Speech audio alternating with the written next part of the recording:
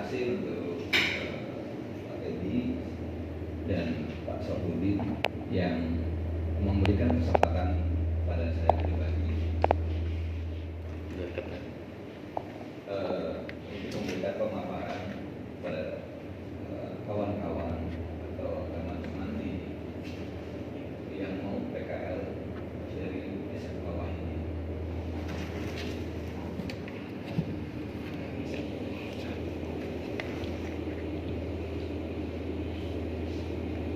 Ini rencana yang PKL di PT Pak.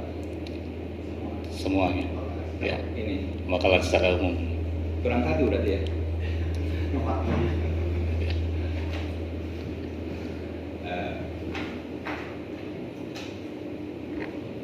Materi yang mungkin saya paparkan hari ini sebenarnya saya belum siap untuk membuat PowerPoint-nya, tapi saya coba memberikan sebaik mungkin.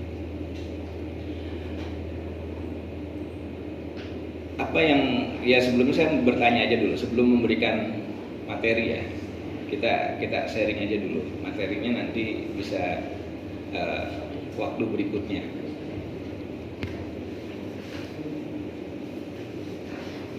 Dari yang RPL mana? 1, 2, ada 4 orang. Di TKJ ada 5 orang. Menurut kalian, ketika keluar dari sekolah ini, SMK Wahidi, kalian mau kemana?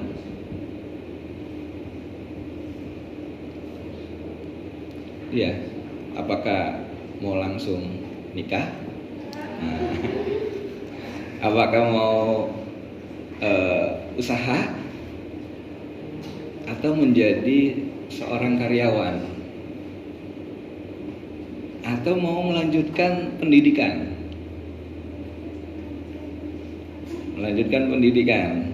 Ada lagi yang punya pilihan lain selain melanjutkan pendidikan? Sambil kerja. Oke. Yang lain?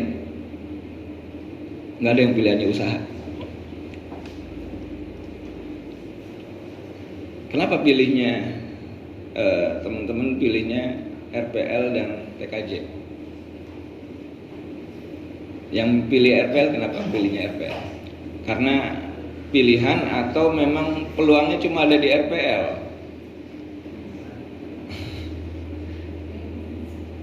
Enggak, saya berdiskusi dulu, karena salah satu di dunia kerja soft skill kalian itu menjadi pelengkap sebenarnya,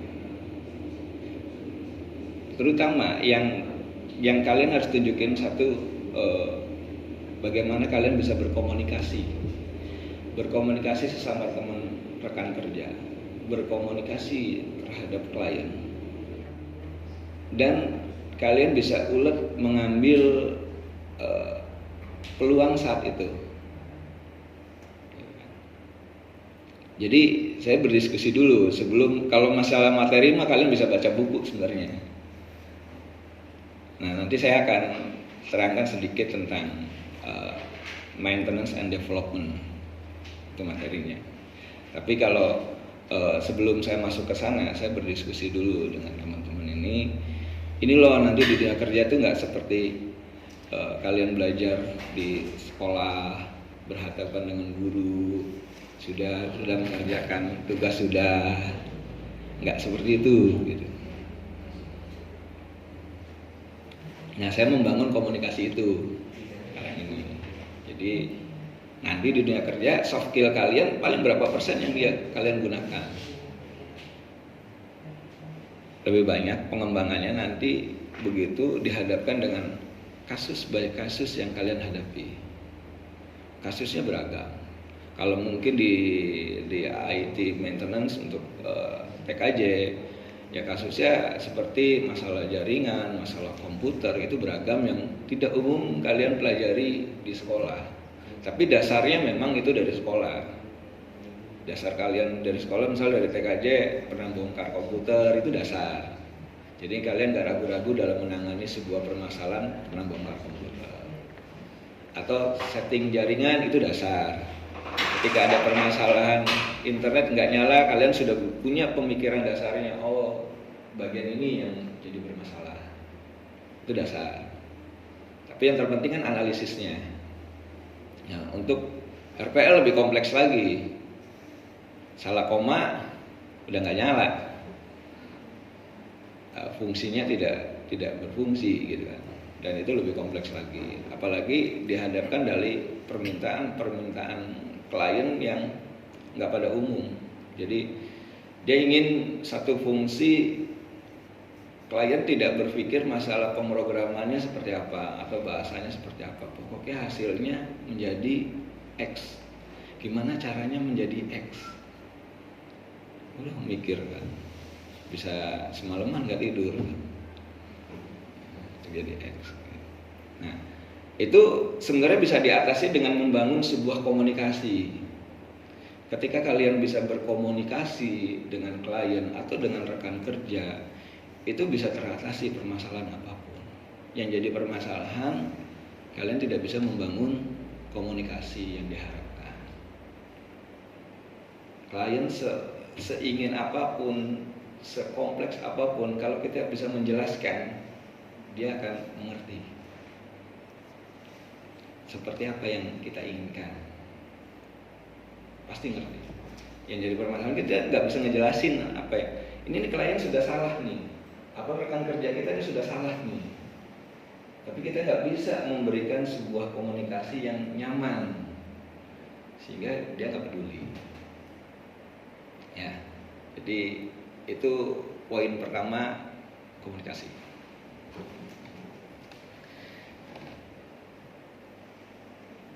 Nah, saya masuk ke ini. Saya bikin materi ini udah cukup lama. Saya bikin materi ini sebenarnya memberikan informasi kepada salah satu klien saya. Itu salah satu perusahaan cukup besar. Dia produknya tidak di Indonesia jualnya, di luar semua. Saat itu beliau komplain mengenai apa sih perbedaan maintenance and development. Jadi baik RPL maupun TKJ, nanti di dunia kerja itu ada dua proses, namanya maintenance, development and maintenance. Itu dua perlakuan yang berbeda, dua proses yang berbeda, tapi klien umumnya memandang sama, padahal itu berbeda. Ini akan, kalau kalian nanti membuat usaha sendiri di bidang IT suatu saat, itu berhati-hati masalah development and maintenance. Padahal ada proses development, ada proses maintenance. Kalau kalian tidak bisa menjelaskan, kerugian bagi kalian sendiri, sangat kerugian. Karena klien berpikirnya ingin semuanya lancar, semuanya prosesnya selesai, nggak peduli itu maintenance, nggak peduli itu development, pokoknya apa yang kayak saya inginkan tercapai. Padahal itu ada proses namanya development, ada proses namanya maintenance. Dan pada waktu itu saya menjelaskan ini, ya alhamdulillah klien saya memahami dan tidak jadi komplain, karena dia memahami apa itu proses development, apa proses maintenance, yang seharusnya sudah memasuki proses maintenance.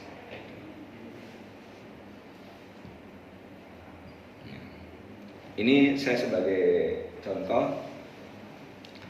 Ini ada pengertian dari software development. Gambaran bahasa sehari-hari development itu pengembangan. Jadi kalau misalnya ada seseorang atau klien ingin memesan software atau memesan sistem jaringan, itu kalian buat analisis dulu, buat pengembangan dulu sampai selesai. Batasannya sampai produk itu jadi, bukan memperbaiki satu persatu, tapi batasannya sampai produk itu jadi. Jadi itu apa ya? Kalau misalnya Salah satu contoh, misalnya di RPL nih, membuat suatu software. Pernah buat software nggak? Udah pernah diajarin buat software? Apa? Buat apa? Buat web. Nah, buat web itu satu gambarannya, misalnya di bagian menu sudah jadi, atau di menu ini ada profil, ada apalagi ya selain profil, ya kesiswaan misal, yang lain-lain itu kan sudah jadi. Nah, ketika di pertengahan jalan ini sudah selesai semua, tiba-tiba ada bugs di bagian misalnya di menu kesiswaan ini, karena sudah banyak tiba-tiba ngebugs gitu. Ngebugsnya entah itu error jadi bahasa lain atau terpotong. Itu bugs itu udah masuk ke sisi maintenance namanya, bukan development. Ini perbedaannya ini. Tapi kalau bagi klien yang tidak mengerti, itu dianggapnya development. Produk ini belum selesai, padahal produk ini sudah selesai di awal. Nah, menemukan sebuah permasalahan ketika diterapkan menjadi lebih kompleks lagi karena diterapkan live. Nah, itu sudah masuk sisi maintenance. Nah, ini yang saya terangkan dalam dunia pekerjaan, dan banyak sekali klien salah memahami proses development dan proses maintenance yang mengakibatkan rancu. Dan ketika kalian sudah deal sebuah project dengan klien dengan nilai tertentu, itu kalian sangat dirugikan kalau project itu nggak pernah selesai, karena sudah masuk sisi maintenance, bukan sisi development. Kalian bisa bernegosiasi lagi ketika sudah masuk ke sisi maintenance. Jadi harus dipisahkan sisi development dan sisi maintenance. Nanti sangat rugi sekali, dan bertahun-tahun kalian nggak akan pernah selesai mengerjakan project itu, karena dianggap sisi maintenance itu masuk ke development. Jadi ya sudah, selamanya dah ngerjain itu nggak pernah selesai, komplain terus, sedangkan bayaran kalian sudah segitunya. Gitu. Ini penting kalau suatu saat kalian punya usaha sendiri di bidang IT atau bekerja di perusahaan IT, ya. Jadi harus dipisahkan. Software development adalah salah satu tipe project IT yang berfokus pada penciptaan atau pengembangan perangkat lunak. Application development, pengembangan aplikasi tidak terlepas dari sumber-sumber open source atau framework atau juga API, application programmer. Saya contohnya di untuk RPL ya, tapi ini bisa diterapkan sebenarnya untuk teman-teman TKJ.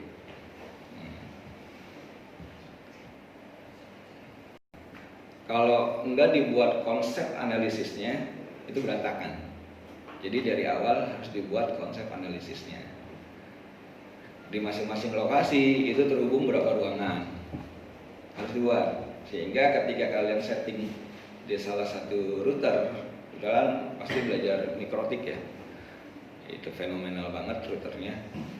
Nah, di belajar router itu kalian sudah enak kalau misalnya sudah tahu penempatan ruangannya di mana, akses pointnya ada berapa. Udah setting di mikrotiknya gampang. Nggak harus bolak-balik ruangan antar ruangan. Jadi setting satu tempat sudah oke, tinggal akses point di setting dan itu bisa cepat selesai. Dibandingin harus mendadak nggak dibuat konsep developmentnya, konsep analisisnya, pasti berantakan dan nggak akan pernah selesai dan banyak masalah. Nanti ada ruangan internetnya nggak jalan karena kalian bentrok IP dengan ruangan yang lain. Ada ruangan yang satu kampus tidak jalan karena kalian melakukan looping. Ternyata penarikan kabelnya berbalik-balik. Jadi ada dua kabel yang ditarik bersamaan dalam satu hub yang bersamaan. Jadilah looping. Kalau nggak dibuat konsep akan terjadi seperti itu. Nah, kebetulan di salah satu kampus, di satu lokasi itu saya existing dari kabel-kabel yang lamanya, ternyata ada looping. Dari satu kabel itu ada looping. Dan itu menyebabkan satu area itu nggak jalan kalau ada looping. Itu jaringan di software development juga ada looping, bisa terjadi looping. Pengalaman kita pernah terjadi looping membuat salah satu software, tapi fungsinya itu berbalik. Dan itu menyebabkan satu server, jangankan satu server, satu proses jaringan di kampus tersebut atau di instansi tersebut itu nggak jalan dan mempengaruhi aplikasi yang lain karena satu software yang dipasang di salah satu server itu mengakibatkan semua server bermasalah dan jaringannya bermasalah. Itu kalau terjadi looping. Jadi harus jeli untuk menganalisisnya, makanya penting banget ini mendevelopment itu dari awal. Analisis dari awal itu penting banget. Karena kalau sudah jadi looping, nyarinya luar biasa, mikirin satu-satunya, ngefilter satu-satunya tuh akan membutuhkan waktu yang lama. Sedangkan klien nggak mau butuh waktu lama, apalagi sifatnya live. Kalau live, ininya berapa jam harus selesai atau satu, ya kalau bisa beberapa menit. Itu akan sulit seperti itu. Jadi kalau kalian sudah punya blueprintnya, punya analisis developmentnya, mungkin kalau di RPL bisa pakai GitHub. Nanti GitHub itu prosesnya sama. Jadi ada history log yang kalian ngerjain apa sih hari ini, tulis nanti sampai sini. Nanti ada perubahan lagi, bugs lagi, kalian bisa tulis lagi. Itu GitHub bisa seperti itu. Jadi tahu history lognya. Ada komplain dari klien, tulis. Jadi kalaupun nanti ada perubahan, lihat di history GitHub tuh ada perubahannya menyangkut mana aja. Itu enak. Jadi kapanpun klien berubah, kita siap.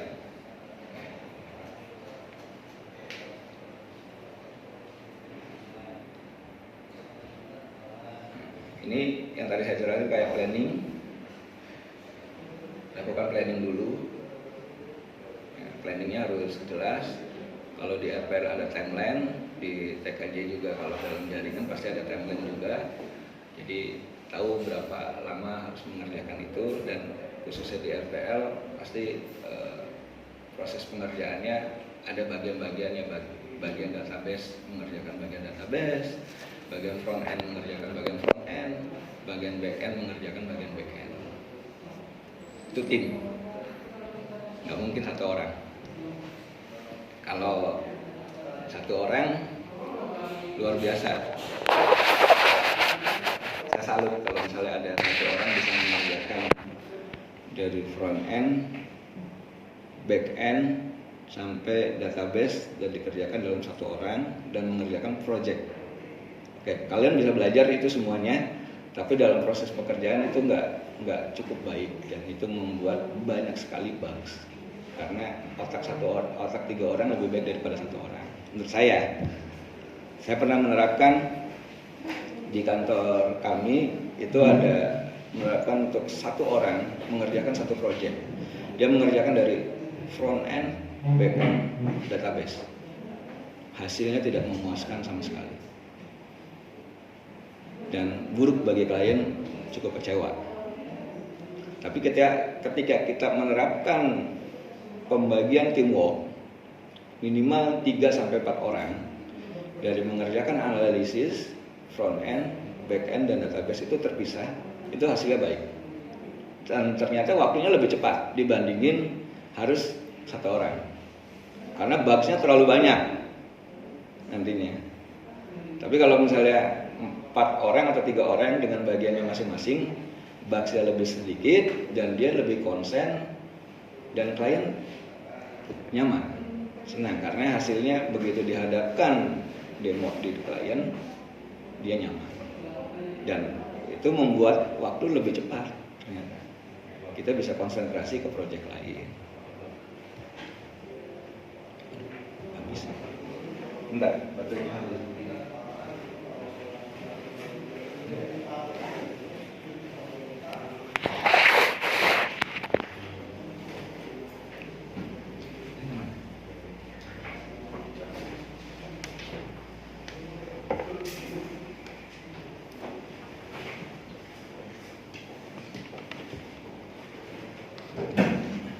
Ini masih bagian analisis.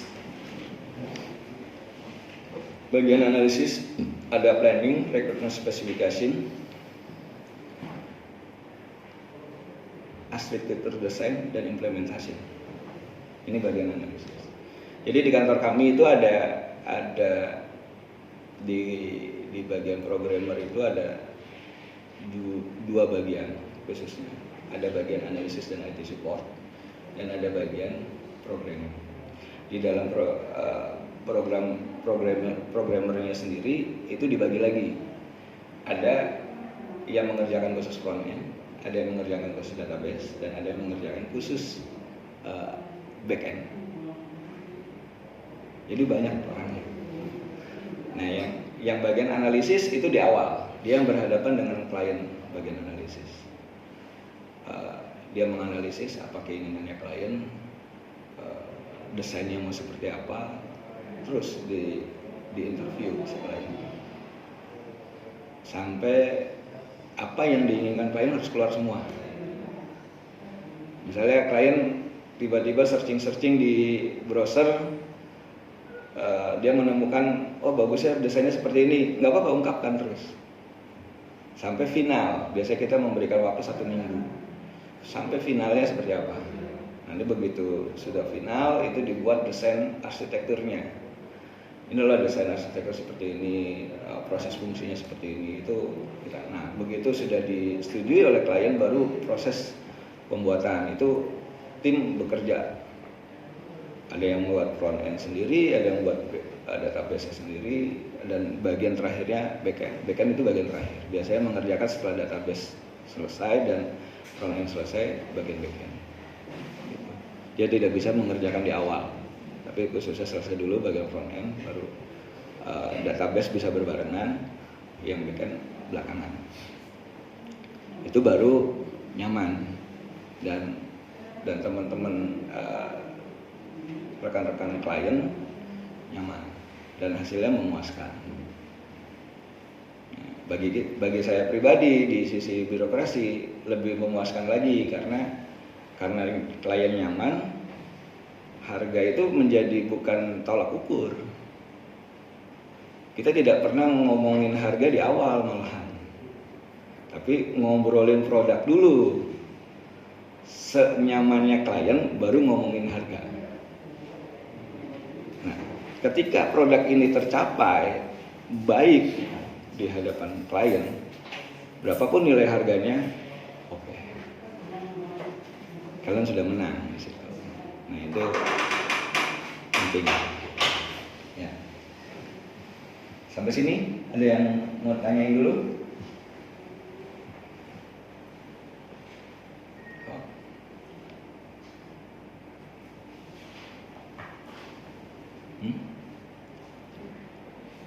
Ayo, interaktif aja. Enggak. Ini ada namanya implementasi. Implementasi baik mungkin di jaringan maupun di RPL sama-sama menerapkan sebuah implementasi. Implementasi itu ketika produk itu sudah jadi, itu perlu namanya dites. Nah, biasanya kita menerapkan 1-2 minggu, silakan klien mengetes produk itu. Tapi kalau di jaringan tidak sampai 2 minggu, 1 hari. Itu harus di semua jalan. Biasanya di jam traffic crowded, kalau misalnya lancar, berarti apa yang kalian setting berarti lancar. Kalau di traffic crowded kalian nggak lancar, berarti harus diperbaikin. Ada tolak ukur.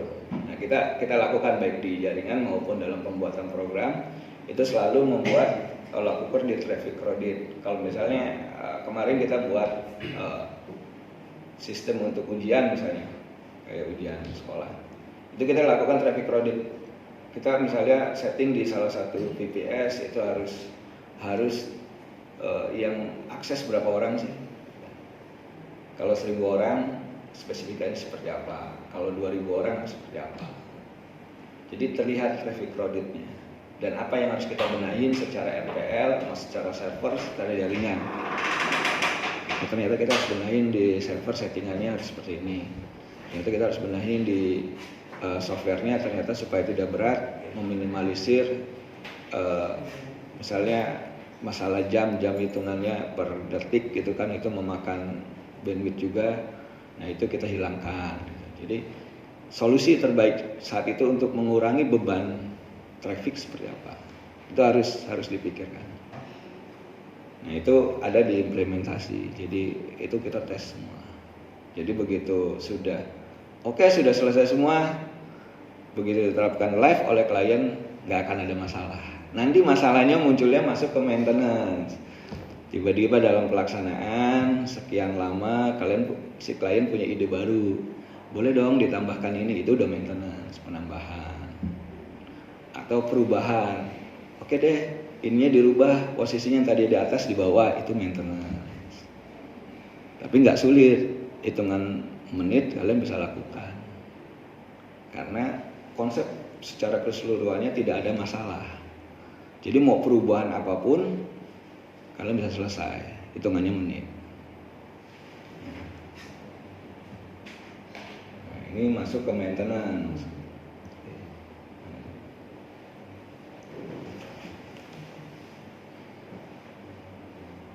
Maintenance kalau di software itu aktivitas yang dimulai sejak perangkat lunak mulai implementasi hingga akhir perangkat lunak tersebut tidak dapat digunakan lagi sampai ini udah nggak kepake, itu sisi maintenance selesai. Jadi kalau kalian buat program misalnya program kasir, sampai program kasirnya tuh perusahaannya tutup lah gitu loh, sampai nggak dipakainya, itu udah nggak ada sisi maintenance gitu.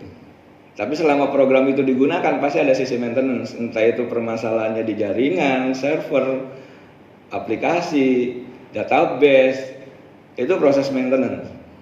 Nah di sisi proses maintenance, kalau di dalam dunia usaha kalian bisa bernegosiasi, karena itu sesuatu yang terlepas dari sisi development. Jangan disamakan sisi development dengan maintenance sekali lagi. Jadi silakan bernegosiasi di sisi maintenance, apakah harganya per kasus, apakah harganya dibuat kontrak, silakan aja.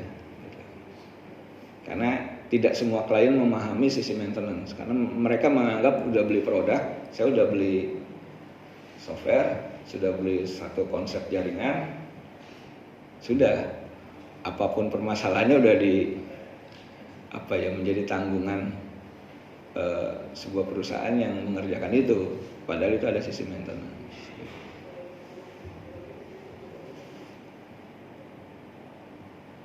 Tujuannya untuk memperbaiki kesalahan, meningkatkan kinerja, fungsionalitas, menyesuaikan dengan lingkungan untuk mencegah terjadi kesalahan. Penjelasannya yang tadi ya. Di maintenance ada beberapa istilah ya, yang tidak umum seperti mengkoreksi maintenance. Kita lakukan ketika sebuah bug ditemukan pada sistem dan kita harus melakukan perbaikan. Itu kalau di perjalanan software itu karena sering digunakan, datanya terlalu penuh, ternyata ada bugs, itu udah sisi maintenance juga. Bugs itu bisa terjadi karena si klien melakukan penambahan yang berlebihan, perubahan, atau salah penginputan dari sisi klien, itu bisa jadi bug. Adaptive maintenance, ketika sistem yang kita buat harus mengadaptasi perubahan pada environment di mana sistem tersebut berjalan. Itu paling sering di RPL melakukan banyak perubahan. Banyak sekali. Nanti kalau misalnya kalian buat usaha mendapatkan sebuah project, nanti klien hampir ketika menemukan sesuatu yang baru ingin melakukan perubahan. Begitupun jaringan paling sering melakukan perubahan. Ada aja ruangan yang ini nggak tercover, ingin dirubah dong ruang banyak. Nah itu dalam perubahan itu nggak sepanjang pemain aktifin aja atau setting IP-nya, sedangkan nggak tahu IP di routernya seperti apa, itu bikin berantakan satu jaringan yang sudah dibuat di awal gitu. Nah, jangan dilakukan membuat seperti itu. Jadi harus tahu routernya IP-nya berapa. Jadi kalau pas ada penambahan harus ngikutin yang sebelumnya seperti apa. Walaupun itu bukan buatan kita. Kita harus tahu, jangan karena ada finansial di situ, ada project di situ, ada duit di situ, main kerjain aja konyol nantinya. Karena akan berantakan gitu. Lebih baik analisis dulu. Oh iya, boleh lihat routernya yang sebelumnya, lihat settingannya seperti apa, jalurnya di mana, grupnya di mana. Ikutin supaya tidak membuat berantakan satu instansi. Begitu juga dalam program juga existingnya seperti itu. Kalau saya cenderung tidak, kalau banyak kan programmer lah, tidak menyukai memperbaiki program buatan programmer lain. Kebanyakannya seperti itu. Tapi kalau di dunia usaha akan terjadi itu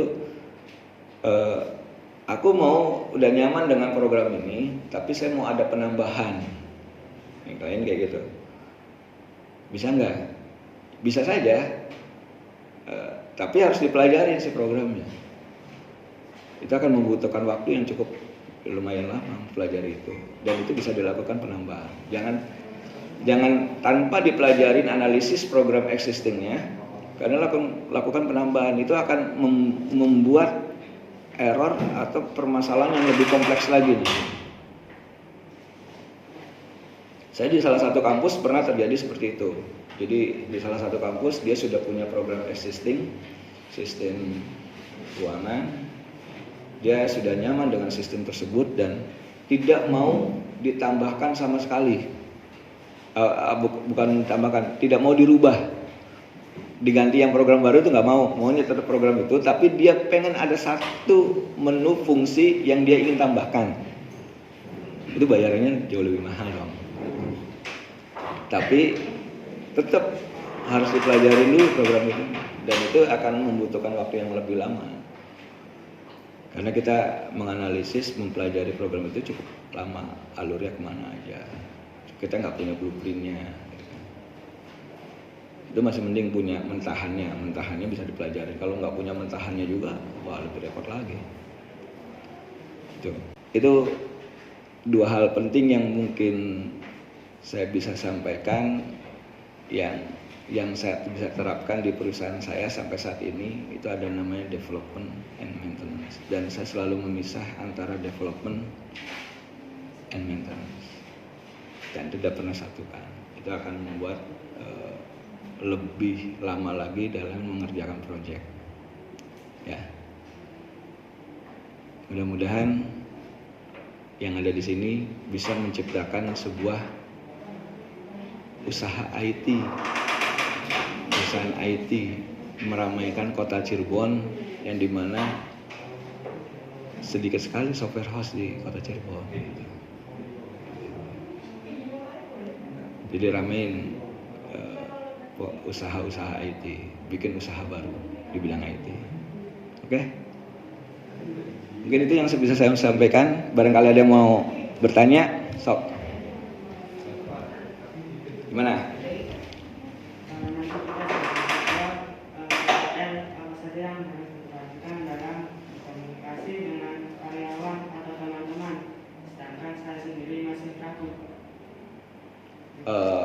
Memperhatikan cara berkomunikasi.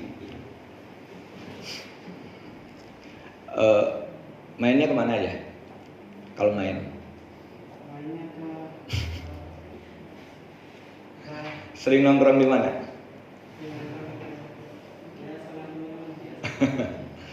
Sebenarnya kalau komunikasi sederhana, terutama sama antar rekan kerja.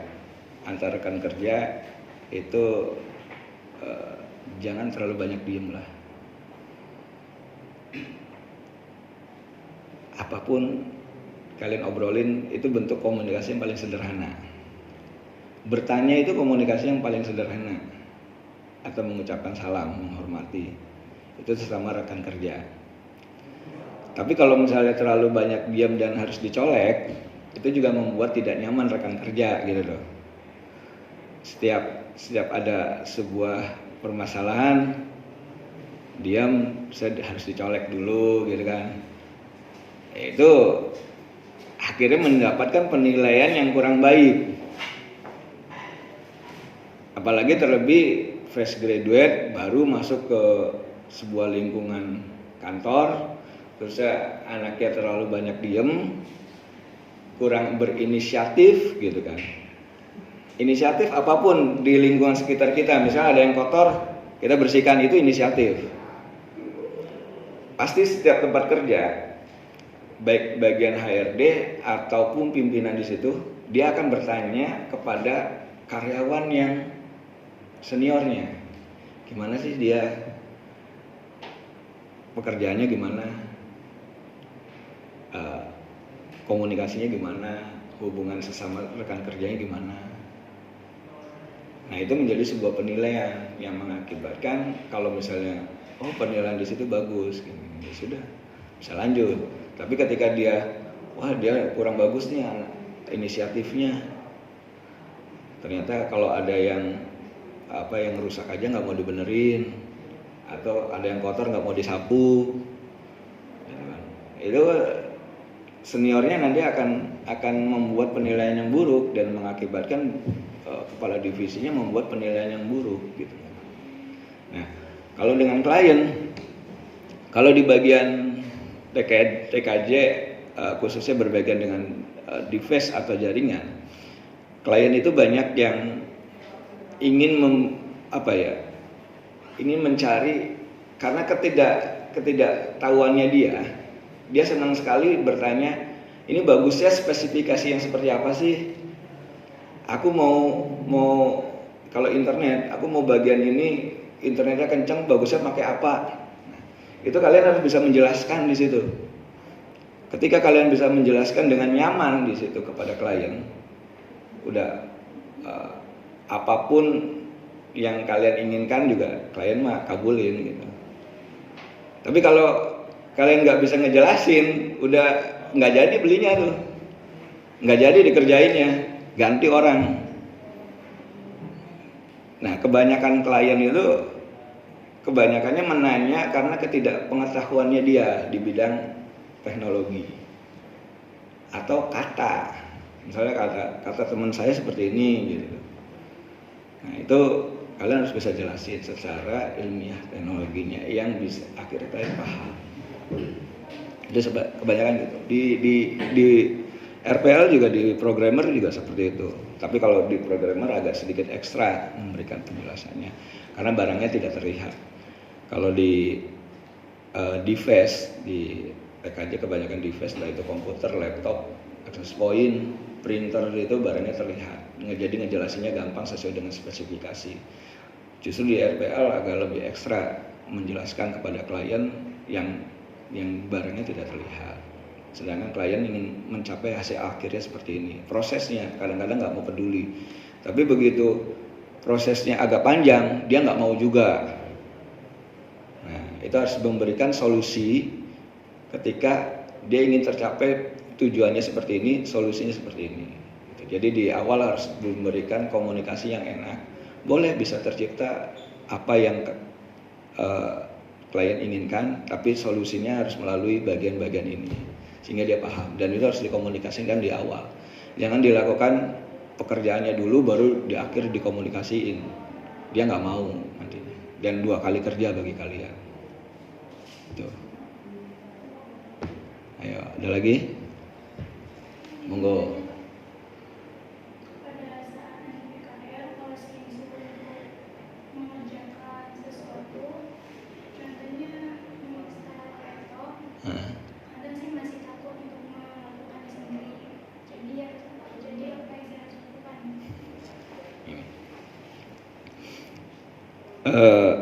Kalau bekerjanya di perusahaan IT atau di toko komputer lah, kalau install laptop,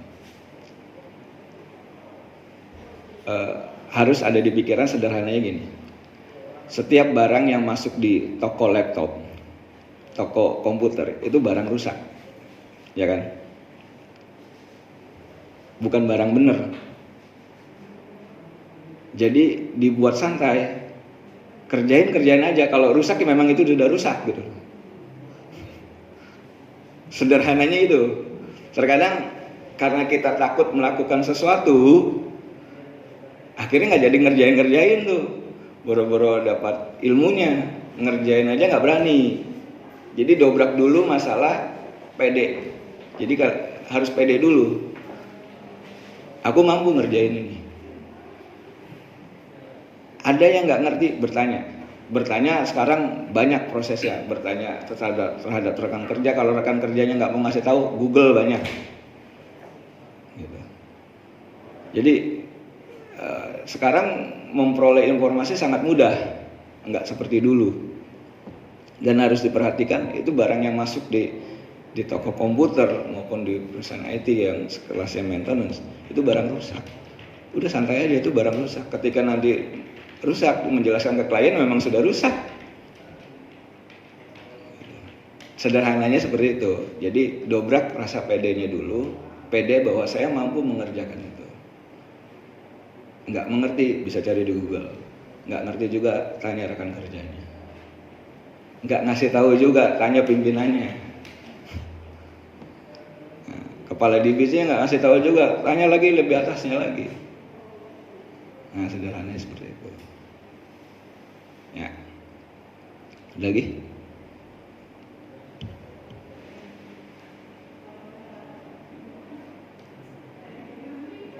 Ini RPL belum itu. Punya kesulitan nggak RPL selama masuk RPL? Nggak. Wah, luar biasa. Oh, lebih sekarang. Aku punya karyawan, dia lulusan SMK, laki-laki. Ketika saya ambil dia dari Bandung, lulusan salah satu SMK di Bandung. Posisi beliau sekarang udah menjadi kepala divisi di kantor aku, khusus untuk programmer. Padahal saya ngambil dari lulusan SMK. Ketika saya mewawancarai beliau saat itu tahun 2016, saya menanyakan, kamu bisa apa? Sederhana, dia bisanya satu bahasa pemrograman kode igniter saat itu. Kebetulan saya membutuhkan sekali orang yang ngerti kode igniter saat itu. Dan saya nggak tahu apakah dia bisa atau enggak, saya nggak ngetes sebenarnya. Cuma dia mengatakan bisa kode igniter. Akhirnya saya ambil mempekerjakan beliau mengerjakan salah satu proyek, salah satu klinik di Cirebon ini ingin membuat program, dan saya agak telat karena saya kehilangan programmer dan saya harus cari programmer dan dapat dia itu saya telat 2 bulan. Karena satu kode igniter saya nggak nganalisis nggak apa, saya terjunin aja langsung. Proyek itu gagal karena terlalu lama. Tapi saya nggak memecat dia. Jadi 1 tahun saya suruh dia belajar memperdalami PHP dan kode igniter saat itu. Sama ASP.NET. Tetap digaji. Sekarang menjadi orang yang terbaik di kantor. Dia bisa mengerjakan beberapa bahasa pemrograman, C+ dan lain-lain, udah itulah. Intinya asal ada kemauan, dimanapun, mau di rumah, mau di sekolah, pasti bisa. Kalau punya keinginan, kita mau belajar apa sih gitu. Karena media informasi sekarang sangat mudah, mau belajar apa aja. Karena karyawanku ini yang satu ini nggak punya guru, cuma ditekan sok belajar. Jadi 1 tahun saya gaji beliau nggak ngasih proyek, tapi suruh belajar. Tapi nggak belajar kuliah juga. Gitu. Jadi kalau misalnya mau di rumah, kalau kalian mau belajar bahasa pemrograman apa, kode igniter, pelajarin sampai habis. Karena pengembangan kode igniter sekarang udah sampai 4.3 tuh, kalau nggak salah. Itu udah semakin bagus lagi kan. Itu. Terlebih ASP lebih mahal lagi karena hanya perusahaan besar yang mau memakai ASP. ASP.NET itu kan hanya perusahaan besar yang pakai ASP. Salah satunya Pertamina itu pakai ASP. Itu ya. Jadi mau di rumah, mau di sekolah, dimanapun kalian berada, kalau punya keinginan mau belajar sesuatu, lakukan, jangan tunda. Jadi belajar kode ekstrator belajar, mau belajar PHP belajar. Ya, jadi permasalahan kan malas, nggak mau mengerjakan, nggak mau belajar. Nah, ini penyakit. Ya. Terus juga kesulitannya apa tuh nggak paham di RPL tuh kan, kalau RPL kan harus punya laptop gitu ya, tapi di rumah tuh nggak ada laptop juga. Kalau di sekolah nanti bisa collect gitu gitu. Terus juga ya kalau Zahid ya, kalau setiap kali yang tugas RPL tuh pakai sintak terus sintak lain gitu. Di rumah nggak punya komputer?